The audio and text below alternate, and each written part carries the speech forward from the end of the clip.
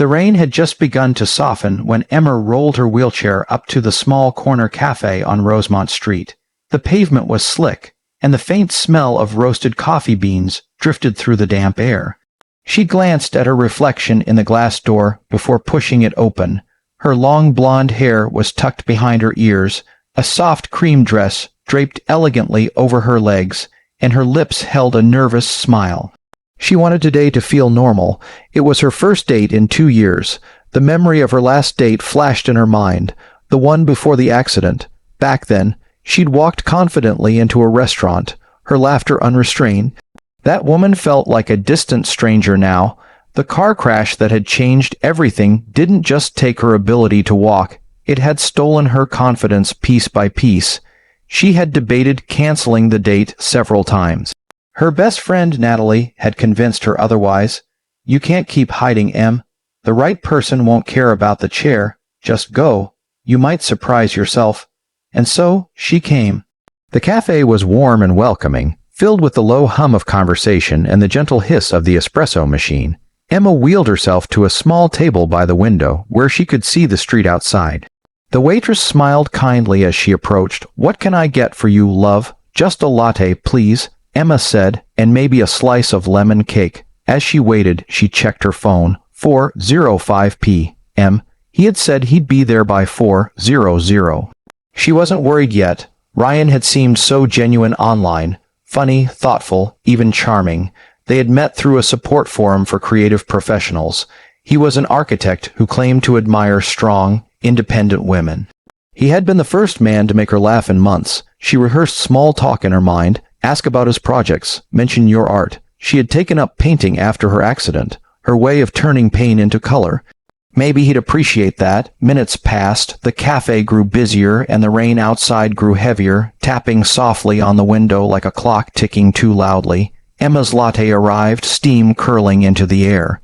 She wrapped her fingers around the warm cup, hoping to ease the chill in her hands. 4:20 p.m. Still no sign of him. She checked her phone again. No message. Her reflection in the glass looked a little smaller now, her smile fading at the corners. She glanced toward the door every time it opened, her heart leaping, and sinking again when it wasn't him. Maybe traffic.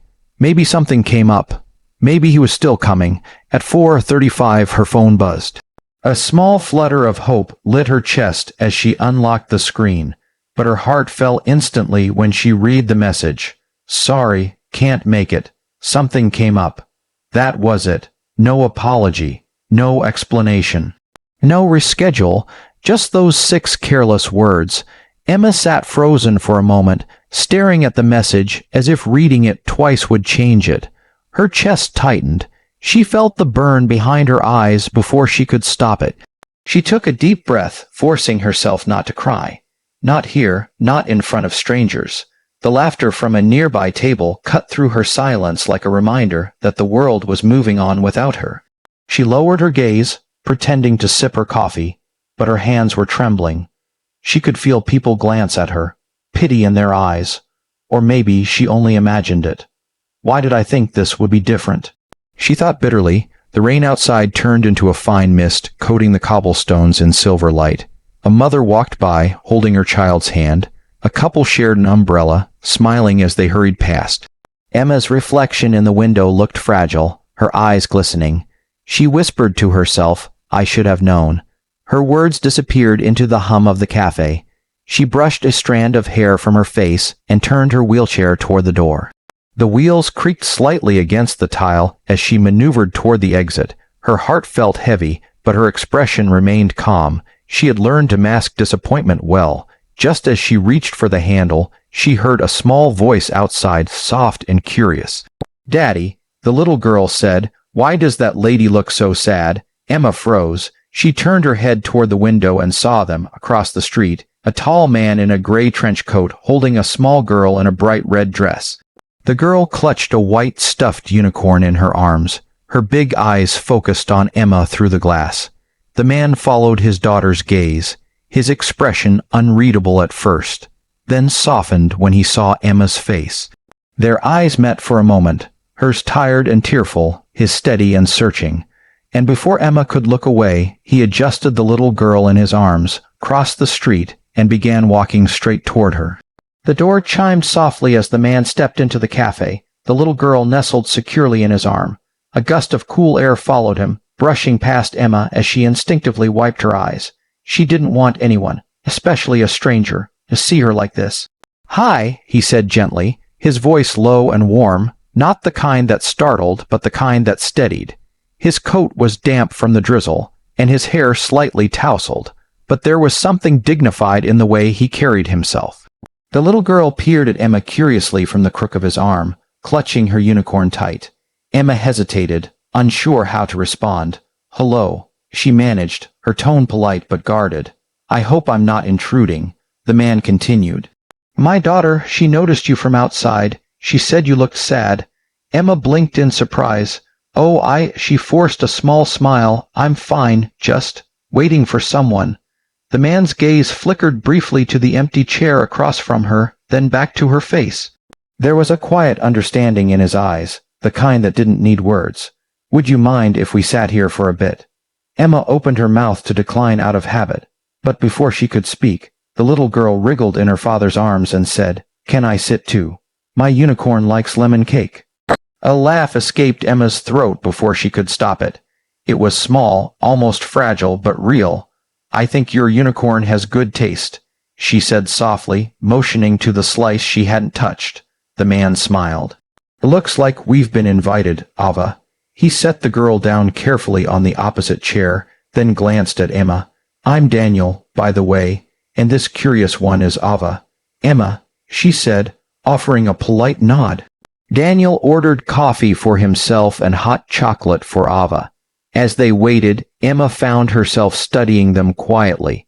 The man had the calm confidence of someone used to being in charge, his movements precise, deliberate. Yet the way he spoke to his daughter was gentle, filled with tenderness. When the drinks arrived, Ava immediately dipped her spoon into the whipped cream mountain on her hot chocolate, smearing a white mustache across her face. "Daddy, look," she giggled. Daniel chuckled softly, wiping her cheek with a napkin. "Now you look like Santa." Emma watched them, something warm stirring in her chest. The scene was simple, yet it pulled her out of her own storm. Daniel turned back to her. "You come here often." She shook her head. "First time I was supposed to meet someone." His expression softened further, and they didn't show. Emma gave a small nod, her fingers tightening around her coffee cup. "He texted, said something came up. His loss," Daniel said simply. The words were calm, not pitying, but they hit her harder than she expected. She opened her mouth to respond, but found herself speechless. Ava looked between them, her innocent voice breaking the silence. "Daddy says people who hurt others don't get happy endings."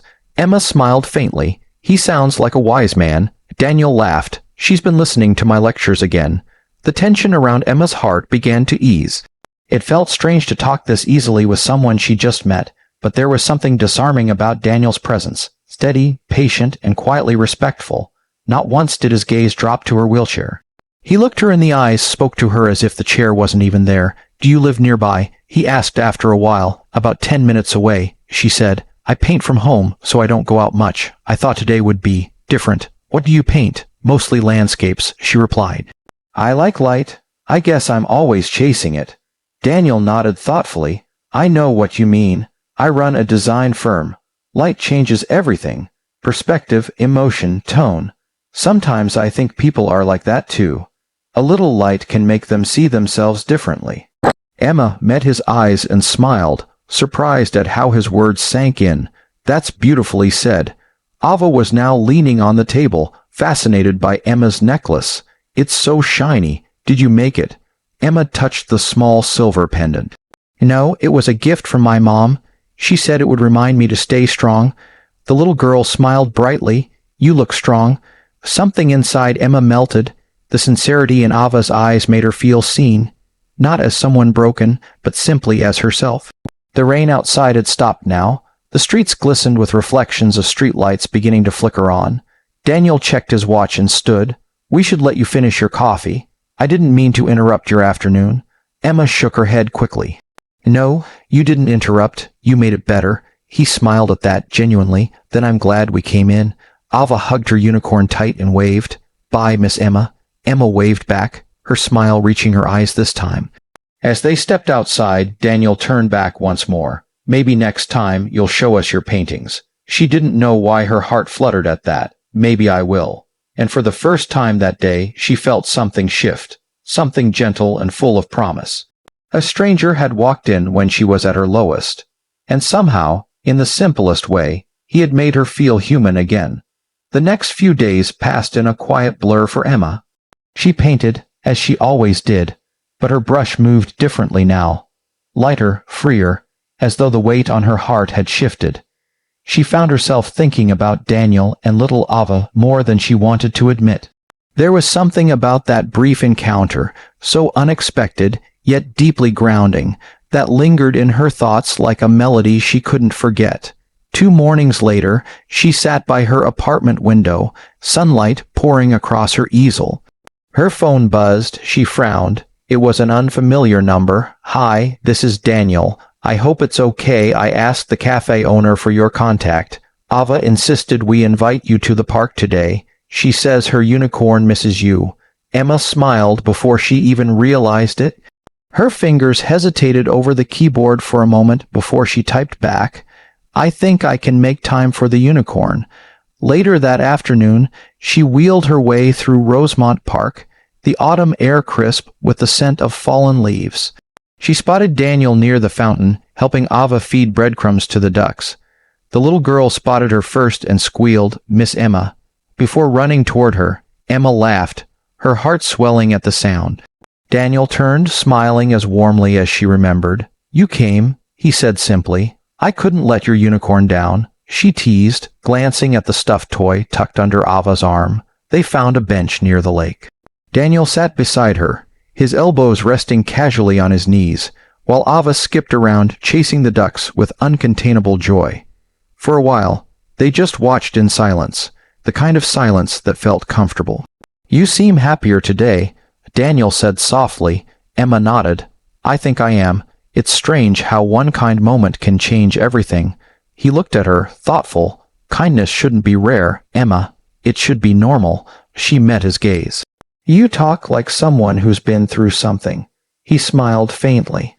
"Maybe losing my wife a few years ago, that changed me. Ava was just a baby. For a long time, I buried myself in work. I thought I was doing the right thing by keeping busy, by building something big, but I was just running from the pain."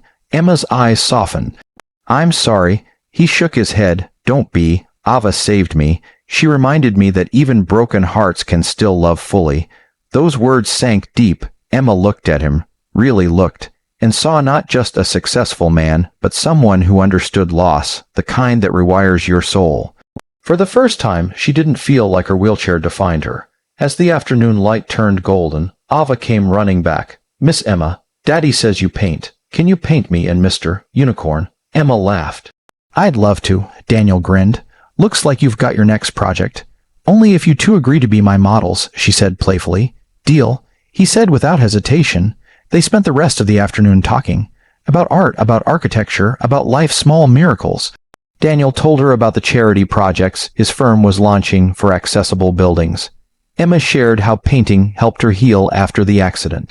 When she finally told him about the crash, the car spinning, the months of rehab, the nights she wanted to give up, he didn't flinch or rush to comfort her. He just listened, completely, and when she finished, he said softly, "You didn't lose your strength that day, Emma. You found it." Her throat tightened. No one had ever said that to her before. As the sun dipped below the trees, Daniel stood.